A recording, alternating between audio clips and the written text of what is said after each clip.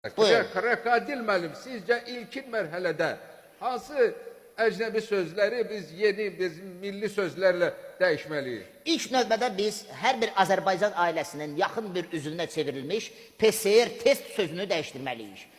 Belə ki, PCR olmalıdır YBG. YBG nə deməkdir? 70 manat burnundan gəlsin.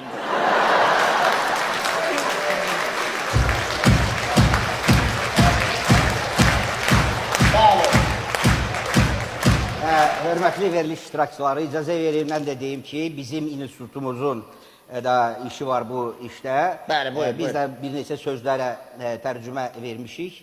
Buyur. Deməli, birinci söz, deməli, zaryatka sözüdür. Zaryatka oldu, sox doldur. Sonra rozetka sözü var, rozetka. Sox doldura, sox doldur.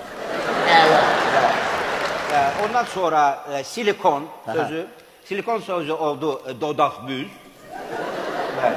Ya da ki sinə şiş. Sonra unitaz çox görmüş.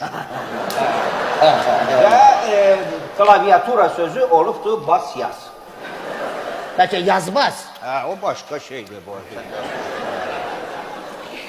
Yeri gəlmişkən o klaviaturanın yanında mışqa olur, ona nə deyək?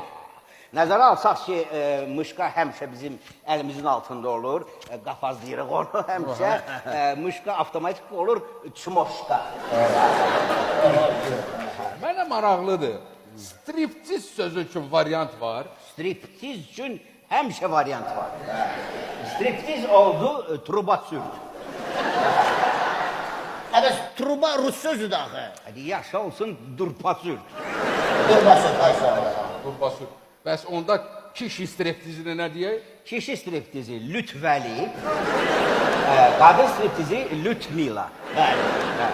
Ondan sonra bir söz var ki, hansı ki biz demək bu əşyanı yayda çox istifadə edirik. Bu plavki sözüdür. Plavki oldu geyçim. Nə?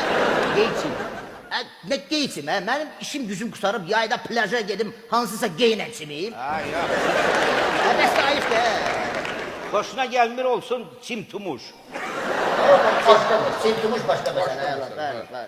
Rekadil müəllim, Buyur. bəs tramvay sözünü hansı sözə dəyişək? Dəyişmişik. Nəzərə alsaq ki, bütün tramvayları bizim doğmaca Bakı şəhərimizdən keçmiş merimiz Hacıbala müəllim yığışdırıb, tramvay olacaq Hacbalıyıq.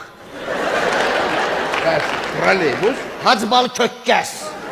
Bəs yaxşı, adi həyatımızın ayrılmaz hissəsinə çevrilən